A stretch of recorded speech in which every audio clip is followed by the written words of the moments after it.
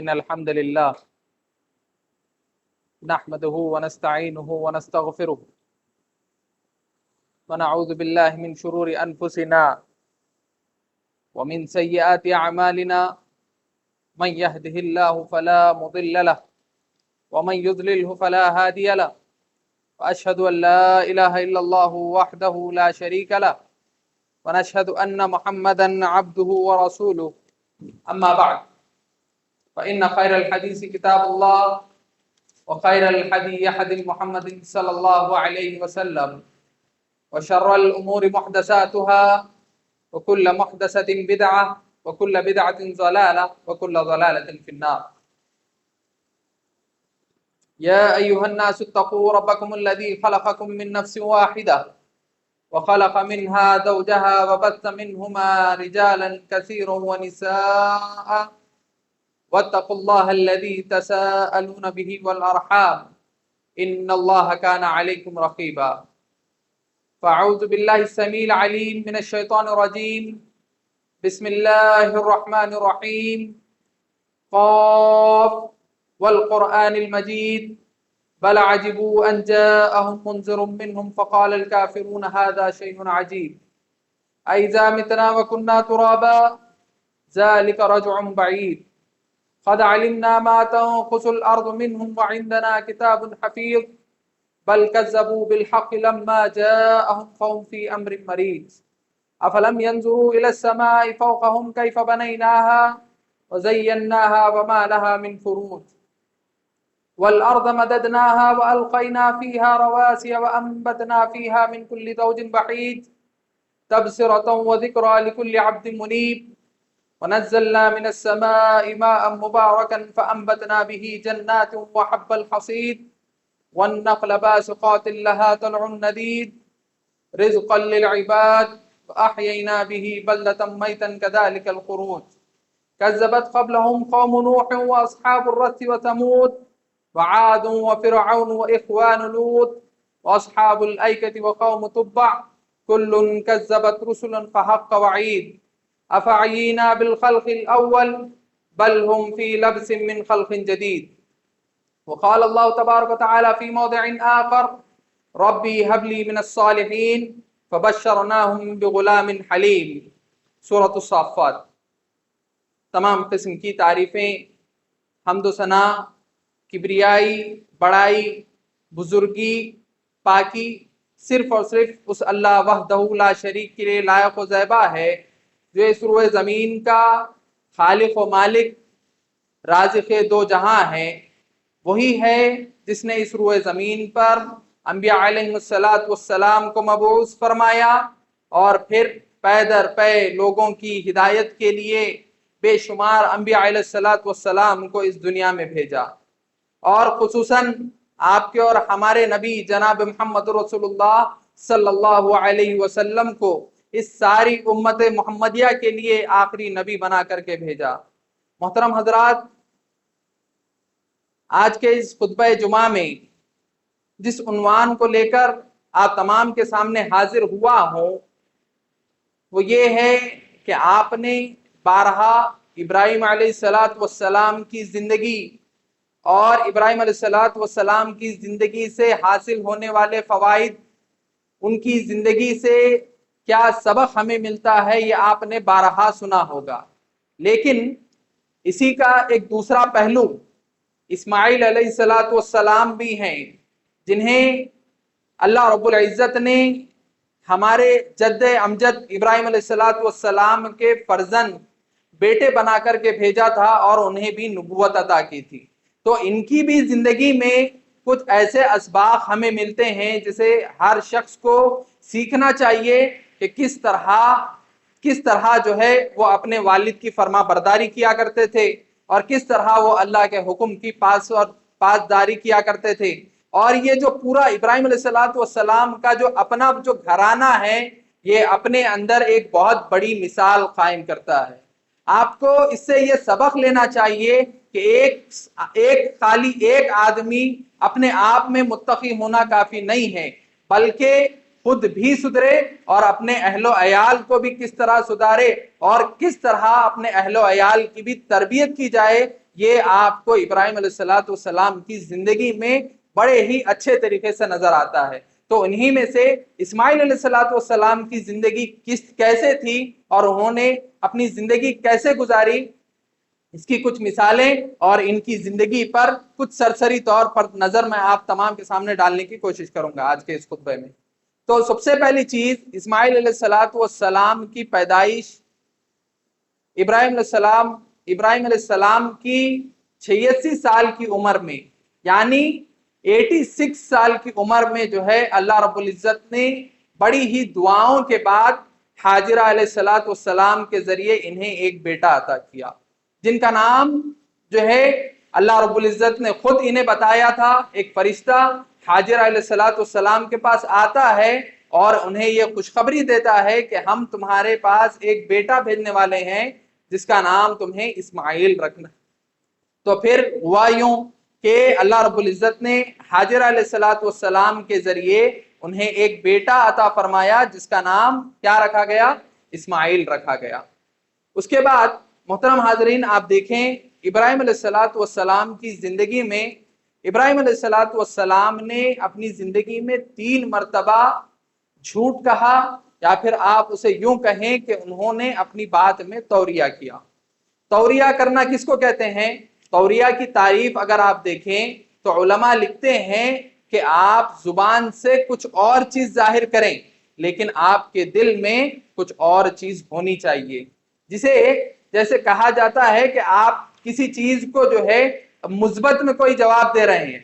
بس ہاں کہہ رہے ہیں، کیا آپ نے وہ کام کیا نہیں کیا، آپ کے دل میں اس چیز کا کوئی الگ ارادہ ہے، تو اس کو کہتے ہیں توریہ کرنا۔ یعنی آپ زبان سے کوئی اور چیز ادا کریں گے لیکن آپ کے دل میں اس کی بجائے نیت دوسری ہوگی، تو اس کو جو ہے توریہ کہا جاتا ہے۔ تو ابراہیم علیہ السلام نے بھی اپنی زندگی میں جو ہے 3 جگہ پر توریہ کیا۔ سب سے پہلی جگہ کب؟ جب انہوں نے کہا کہ انی سقیم، کہ میں بیمار ہوں۔ یہ کب کہا تھا ابراہیم علیہ السلام نے؟ ان کی زندگی کا اگر آپ جائزہ لیں گے تو آپ کو یہ بڑا لمبا واقعہ ہے، لیکن جیسے کہ ان کی قوم والے ہر مرتبہ یہ لوگ عید کیا کرتے تھے، عید کے موقع پر ان کا یہ رواج ہوا کرتا تھا کہ وہ لوگ اپنے شہر سے باہر جاتے اور پھر عید کے دن وہاں پر عبادت کر کے واپس آیا کرتے تھے۔ تو محترم حاضرین، یہ ان کا ایک رواج تھا۔ تو اس وقت جب تمام لوگ شہر سے باہر جا چکے تھے، ابراہیم علیہ السلام نے کہا کہ میں نہیں آؤں گا، انی سقیم، میں بیمار ہوں، میں نہیں آ سکتا۔ اس لیے تمام گاؤں کے لوگ باہر چلے گئے اور ابراہیم علیہ السلام اپنے گھر میں رہ گئے۔ اس وقت ابراہیم علیہ السلام نے یہ سوچا کہ یہ جو بت جن کی یہ لوگ پرستش کیا کرتے ہیں، ابراہیم علیہ السلام کو اس بات کا اندازہ ہو چکا تھا کہ یہ لوگ ہمارے معبود نہیں ہیں اور اس دنیا کو چلانے والے یہ لوگ نہیں ہیں۔ تو اس لیے ابراہیم علیہ السلام نے یہ ارادہ کیا کہ کیوں نہ میں یہاں پر رک جاؤں اور رک کر جو ہے تمام کے تمام بتوں کو توڑ دوں۔ اور ابراہیم علیہ السلام نے کیا بھی ویسے ہی، انہوں نے کہا کہ انی سقیم، کہ میں بیمار ہوں، اور وہ وہیں پر رک گئے۔ اور پھر جب تمام لوگ گاؤں کے باہر چلے گئے تو اس وقت ابراہیم علیہ السلام نے بت خانے میں گئے اور تمام بتوں کو توڑ دیا، اور اس کے بعد جو تلوار تھی وہ بڑے جو بت تھا اس کے گلے میں ڈال کر ابراہیم علیہ السلام اپنے گھر پر واپس آ گئے۔ جب لوگ واپس آئے انہوں نے دیکھا کہ تمام بت ٹوٹے ہوئے ہیں۔ اس کے بعد کہا کہ یہ کام کس نے کیا؟ تو تمام لوگوں کو ابراہیم علیہ السلام پر شک ہوا، وہ لوگ ان کے پاس آئے اور انہوں نے پوچھا کہ اے ابراہیم، کیا تم نے یہ کام کیا ہے؟ تو ابراہیم علیہ السلام نے کہا کہ میں نے تو یہ کام نہیں کیا، تمہارا یہ جو بڑا بت ہے نا، شاید ان میں لڑائی ہوئی ہے اور اس نے تمام لوگوں کو گرا دیا ہے، تو تم اس سے پوچھو۔ تو پھر یہ معاملہ چلتا رہا۔ اس کے بعد ابراہیم علیہ السلام نے اپنی صفائی پیش کی، ان لوگوں نے کہا کہ یہ لوگ تو بات نہیں کر سکتے۔ اس کے بعد ابراہیم علیہ السلام نے اپنی توحید کی دعوت پیش کی۔ یہی تو ابراہیم علیہ السلام کہنا چاہ رہے تھے کہ یہ لوگ نہ بات کر سکتے ہیں، نہ سن سکتے ہیں، نہ کچھ نقصان پہنچا سکتے ہیں، یہاں تک کہ اپنی حفاظت بھی نہیں کر سکتے، تو پھر یہ کیسے یہ ہمارے معبود ہو سکتے ہیں؟ تو محترم حاضرین، آپ کو ابراہیم علیہ السلام کی یہاں پر دیکھیں کہ 2 مرتبہ ابراہیم علیہ السلام نے یہاں پر توریہ کیا۔ ایک تو انہوں نے کہا کہ میں نے یہ بتوں کو نہیں توڑا، دوسرا کہا کہ میں بیمار ہوں اس وجہ سے گاؤں کے باہر نہ گئے۔ تیسری مرتبہ ابراہیم علیہ السلام نے کب توریہ کیا؟ جب ایک مرتبہ جب ابراہیم علیہ السلام کو ان کے گاؤں سے نکال دیا گیا اور ابراہیم علیہ السلام اپنے بیوی سارہ علیہ السلام کے ساتھ ایک بستی سے گزر رہے تھے جہاں کے بادشاہ کو یہ خبر دی گئی کہ ایک آدمی آیا ہے اور اس کے ساتھ بڑی ہی خوبصورت عورت ہے، اس کے ساتھ بڑی خوبصورت عورت ہے۔ جب اس بادشاہ کو اس بات کی خبر دی گئی تو اس وقت بادشاہ نے ایک آدمی کو ابراہیم علیہ السلام کے پاس بھیجا اور پوچھا کہ یہ جو عورت تمہارے ساتھ ہے یہ کون ہے؟ تو ابراہیم علیہ السلام نے کہا کہ یہ میری بہن ہے۔ سارہ علیہ السلام کیا تھی؟ ابراہیم علیہ السلام کی بیوی تھی، لیکن اس کے باوجود ابراہیم علیہ السلام نے کیا کہا کہ یہ جو سارہ ہے یہ میری بہن ہے۔ تو اس کے بعد وہ شخص واپس لوٹ گیا۔ ابراہیم علیہ السلام جو ہے سارہ علیہ السلام کے پاس آتے ہیں اور کہتے ہیں کہ اے سارہ، تو اور میں اس روئے زمین پر تیرے اور میرے علاوہ کوئی مومن مرد اور عورت نہیں ہے، اس لیے ایک مومن دوسرے مومن کا بھائی ہوا کرتا ہے، ایک مومن عورت دوسرے مومن مرد کی بہن ہوا کرتی ہے۔ اس بنا پر میں نے بادشاہ کے سامنے کہا ہے کہ تو میری بہن ہے، تو تو بھی اسی طرح کا اقرار کرنا۔ یہ ابراہیم علیہ السلام نے احتیاطاً تدبیراً اس کام کو ابراہیم علیہ السلام نے انجام دیا تھا۔ تو اس کے بعد جب ابراہیم علیہ السلام جب سارہ علیہ السلام کو بادشاہ کے سامنے پیش کیا تو بادشاہ نے سارہ علیہ السلام کو ہاتھ لگانے کی کوشش کی، تو اس کے بعد جیسے ہی اس نے یہ کوشش کی تو پھر وہ اندر دھستا گیا، زمین میں دھستا گیا۔ پھر اس کے بعد جب اسے اس بات کا اندازہ ہو گیا کہ یہ مجھ پر عذاب نازل ہو رہا ہے، تو پھر اس نے سارہ علیہ السلام سے کہا کہ آپ میرے لیے اللہ سے نجات کی دعا کریں، میں آپ کو کوئی نقصان نہیں پہنچاؤں گا۔ جیسے ہی سارہ علیہ السلام نے دعا کی وہ دوبارہ واپس کھڑا ہوا، پھر اس نے یہ کوشش کی سارہ علیہ السلام کو چھوئے یا پھر نقصان پہنچائے، تو پھر دوبارہ وہ زمین میں دھسنے لگا۔ اس کے بعد پھر اس نے کہا کہ اے سارہ، تم اللہ سے دعا کرو کہ اللہ مجھے بخش دے، معاف کر دے، میں تمہیں کوئی نقصان نہیں پہنچاؤں گا۔ دوبارہ انہوں نے دعا کی، پھر وہ دوبارہ اٹھ کھڑا ہوا۔ پھر اس کے بعد اس نے اپنے جو شخص اس کو لے کر آیا تھا، جو غلام اس کو لے کر آیا تھا، اس سے کہا کہ تو نے میرے پاس انسان کو نہیں لایا بلکہ یہ کوئی شیطانی جن ہے، اور اس کے بعد اس نے سارہ علیہ السلام کے ساتھ حاجرہ علیہ السلام کو بھیج دیا تاکہ یہ آپ کی خدمت کر سکے۔ جب واپس یہ دونوں آئے تو پھر دیکھتے ہیں کہ ابراہیم علیہ السلام نماز میں کھڑے ہیں اور ان سے اشارتاً پوچھتے ہیں کہ کیا ماجرا ہوا، تو پھر انہوں نے کہا کہ اللہ نے اس کافر کی جو تدبیر تھی اسی پر لوٹا دی۔ تو محترم حاضرین، آپ کو اس بات کا یہاں پر اندازہ ہونا چاہیے کہ یہ 3 مرتبہ ابراہیم علیہ السلام کی زندگی میں ابراہیم علیہ السلام نے جو ہے توریہ کیا۔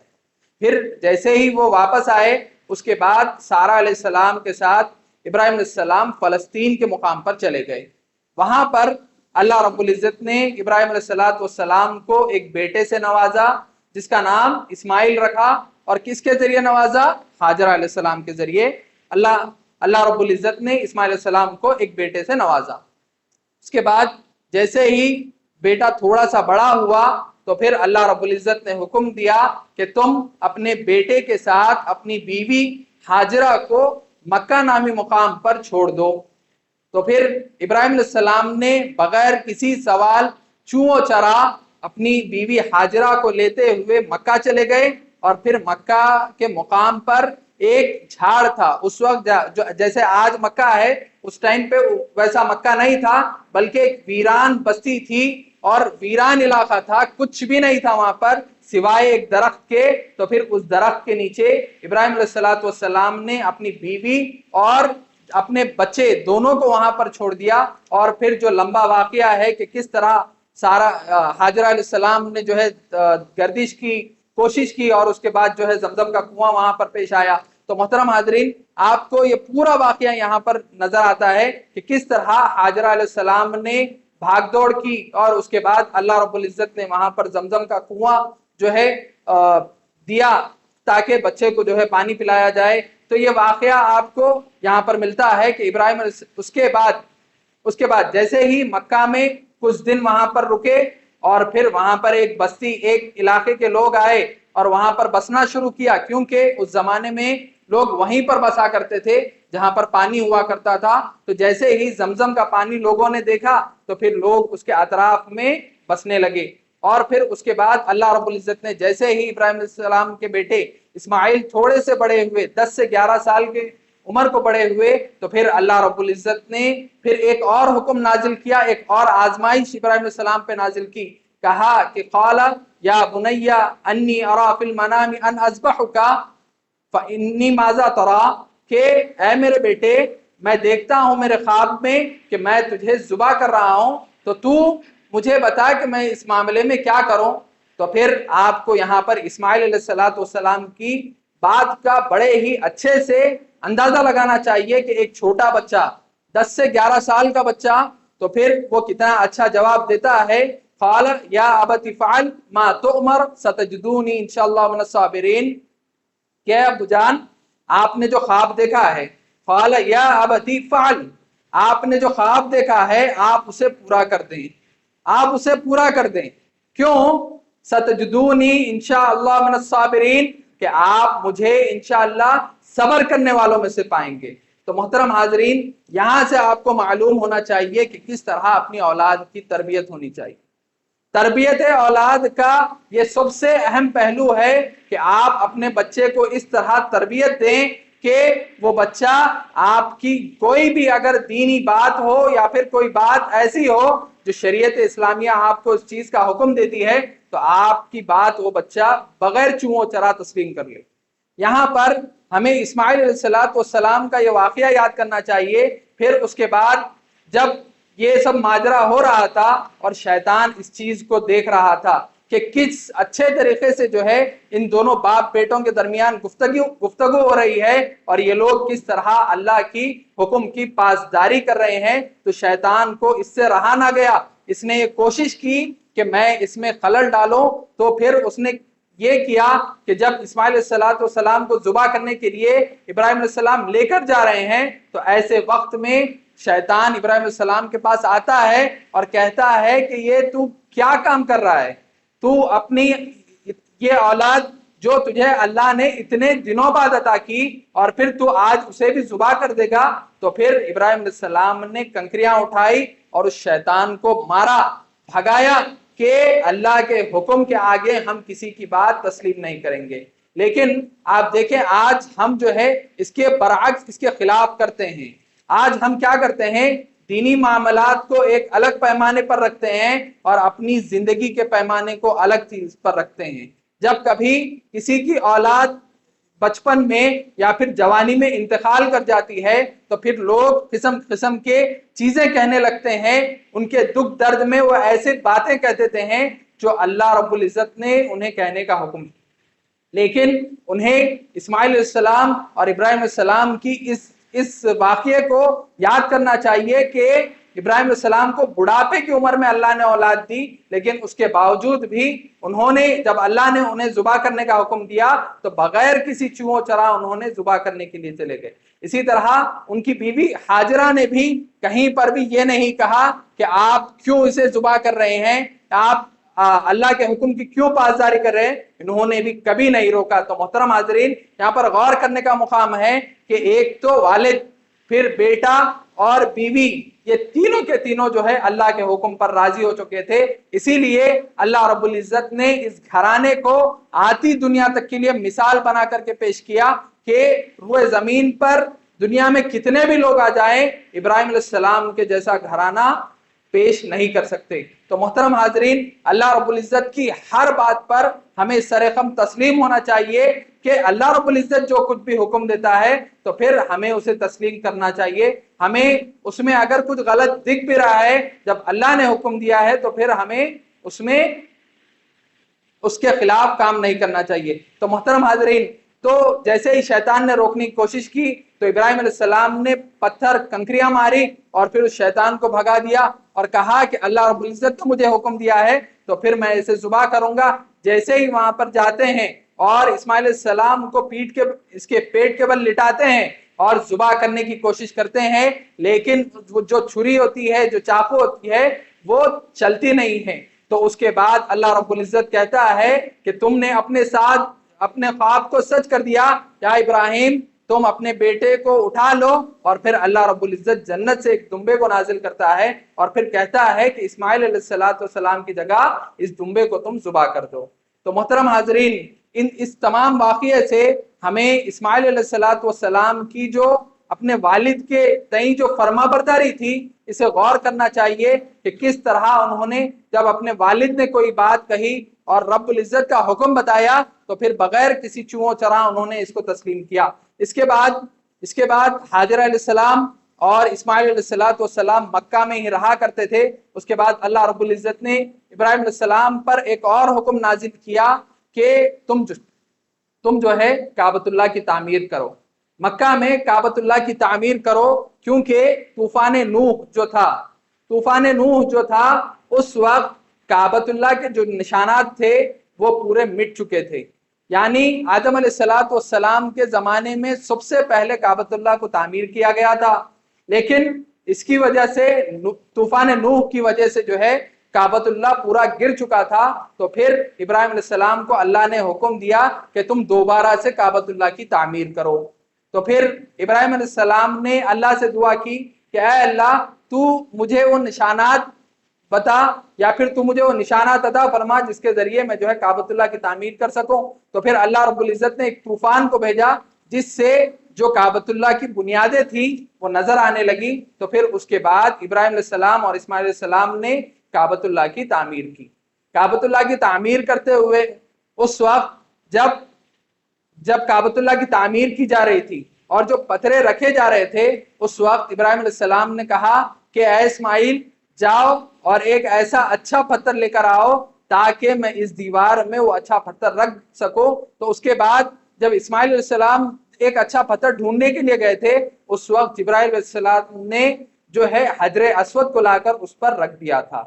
حجر اسود کو اس پر رکھ دیا تھا، اور اس کے بعد کعبۃ اللہ کی تعمیر کر دی گئی تھی۔ اس کے بعد ابراہیم علیہ السلام واپس اپنے فلسطین چلے گئے، اور پھر اللہ رب العزت نے انہیں وہاں پر ایک اور بیٹا عطا کیا جس کا نام اسحاق علیہ السلام ہے۔ اور پھر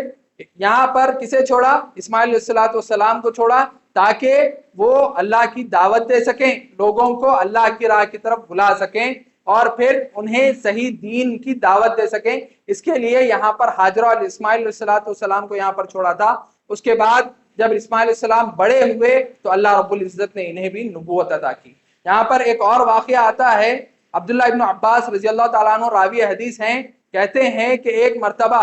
ابراہیم علیہ السلام نے یہ ارادہ کیا کہ میں اپنی بیوی ہاجرہ اور اسماعیل سے ملوں۔ تو اس کے لیے جب ابراہیم علیہ السلام واپس مکہ آئے اور دیکھا کہ گھر پر کوئی نہیں ہے بلکہ اسماعیل علیہ السلام کی صرف بیوی ہے، تو انہوں نے کہا کہ آپ کے شوہر کہاں گئے ہیں؟ تو انہوں نے کہا کہ وہ شکار کرنے گئے ہیں۔ تو پھر وہ واپس چلے گئے اور جاتے ہوئے کہا کہ جب اسماعیل علیہ السلام آ جائیں تو انہیں کہنا کہ اپنی گھر کی دہلیز بدل دو، اور وہ چلے گئے۔ واپس جب اسماعیل علیہ السلام گھر پر آئے تو انہوں نے کہا کہ ایک شخص آئے تھے، ایک بزرگ شخص آئے تھے، اور انہوں نے کہا کہ آپ جب واپس گھر آ جائیں تو آپ سے کہوں کہ آپ اپنی گھر کی دہلیز کو بدل دیں۔ تو پھر اسماعیل علیہ السلام نے کہا، انہوں نے جو گھر کی دہلیز کہا ہے اس سے مراد تم ہو، انہوں نے کہا ہے کہ میں تمہیں طلاق دے دوں، تو پھر انہوں نے اسے طلاق دے دی۔ پھر دوبارہ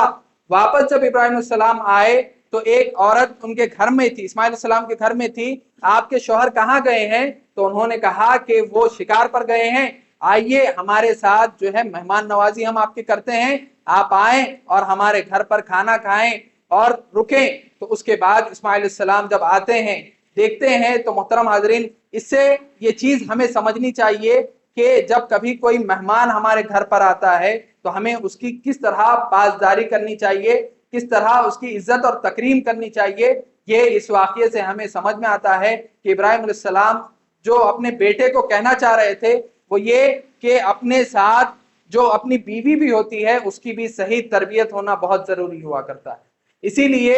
آپ دیکھیں کہ ابراہیم علیہ السلام کا پورا جو گھرانہ ہے یہ مکمل ابراہیم علیہ السلام نے اتنی اچھی تربیت کی تھی جس کی وجہ سے اللہ رب العزت نے آتی دنیا کے لیے انہیں رہنما اور نمونہ بنا کر کے بھیجا۔ تو آخر میں اللہ رب العزت سے دعا گو ہوں کہ اللہ رب العزت ہم تمام کو سننے سے زیادہ عمل کرنے کی اور اسماعیل علیہ السلام نے جس طرح اپنی زندگی اللہ رب العزت کی راہ میں قربان کر دی اور ہمیشہ اللہ کی فرما برداری کرنے کی کوشش کی ہے، اسی طرح ہمیں بھی ہماری زندگی کے ہر لمحے پر، ہر موڑ پر ہمیں یہ کوشش کرنی چاہیے کہ ہم اللہ رب العزت کا جب کبھی حکم آئے تو ہم اس کی پاسداری کریں، اس کا لحاظ کریں، اور جس طرح اللہ رب العزت نے ہمیں حکم دیا ہے اس طرح عمل کرنے کی کوشش کریں۔ آخر میں اللہ رب العزت سے دعا گو ہوں کہ اللہ ہم تمام کو سننے سے زیادہ عمل کرنے کی توفیق عطا فرمائے، آمین یا رب العالمین۔ والسلام علیکم ورحمۃ اللہ وبرکاتہ۔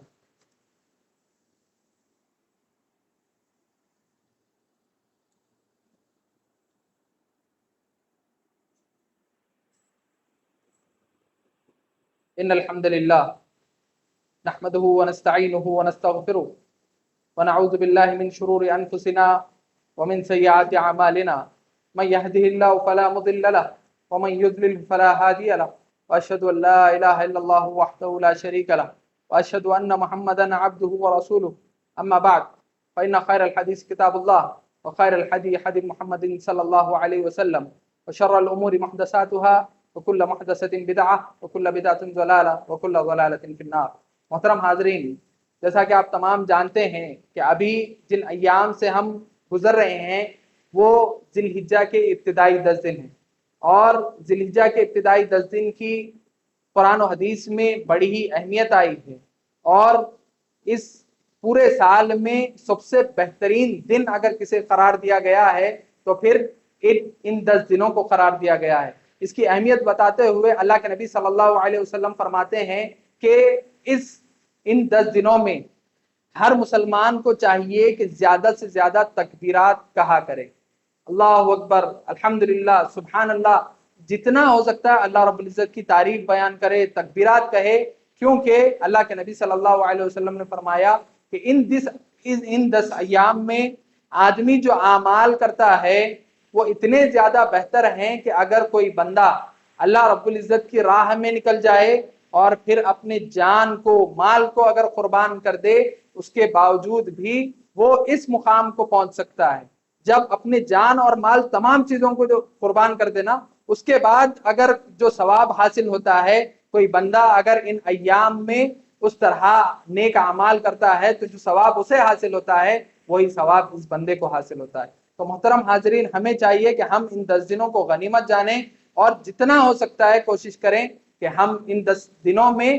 زیادہ سے زیادہ نیک اعمال کرنے کی کوشش کریں۔ 4 دن تو ہمارے گزر چکے ہیں، بقیہ جو 6 دن ہیں ہمیں چاہیے کہ ہم کوشش کریں کہ زیادہ سے زیادہ ان دنوں میں نفل نمازیں پڑھیں، خاص طور سے زیادہ اللہ رب العزت کی تکبیرات، تحلیلات بیان کرتے رہیں، کیونکہ ان 10 ایام کی بڑی ہی فضیلت اللہ کے نبی صلی اللہ علیہ وسلم نے بتائی ہے۔ اسی کے ساتھ ساتھ 9 ذی الحجہ کو عرفہ کا روزہ رکھنا ہے۔ عرفہ کے روزے کی اہمیت اللہ کے نبی صلی اللہ علیہ وسلم نے بتاتے ہوئے کہا کہ اگر کوئی یوم عرفہ کا روزہ رکھ لیتا ہے تو پھر گویا وہ ایسا ہے، اللہ سے مجھے امید ہے کہ اللہ رب العزت اس کے پچھلے 1 سال کے صغیرہ گناہ اور اگلے آنے والے 1 سال کے صغیرہ گناہ اللہ رب العزت اس کے معاف کر دیتا ہے۔ تو 9 ذی الحجہ کو جو یوم عرفہ کا روزہ ہوتا ہے، ہر مسلمان کو چاہیے کہ وہ اس روزے کو رکھے، کیونکہ اگر کوئی بندہ اپنے پچھلے 1 سال اور اگلے 1 سال کے گناہ ایک روزے کی وجہ سے معاف کرا سکتا ہے، تو محترم حاضرین، اس سے بہترین موقع ہمیں نہیں مل سکتا۔ یوم عرفہ کا روزہ ہمیں چاہیے، یوم عرفہ کا روزہ ہمیں رکھنا چاہیے۔ آخر میں اللہ رب العزت سے دعا گو ہوں کہ اللہ رب العزت ہم تمام کو ان دنوں کی اہمیت کو سمجھنے اور اس میں زیادہ سے زیادہ نیک اعمال کرنے کی توفیق عطا فرمائے، آمین یا رب العالمین۔ والسلام علیکم ورحمۃ اللہ وبرکاتہ۔ اللهم صل على محمد وعلى ال محمد كما صليت على ابراهيم وعلى ال ابراهيم انك حميد مجيد۔ اللهم بارك على محمد وعلى ال محمد كما باركت على ابراهيم وعلى ال ابراهيم انك حميد مجيد۔ عباد الله رحمني ورحمكم الله، ان الله يأمركم بالعدل والإحسان وإيتاء ذي القربى وينهى عن الفحشاء والمنكر والبغي يعظكم لعلكم تذكرون۔ اذكروا الله يذكركم وادعوه يستجب لكم ولذكر الله تعالى أعلى أجل وأكبر وأتم۔ قم للصلاة۔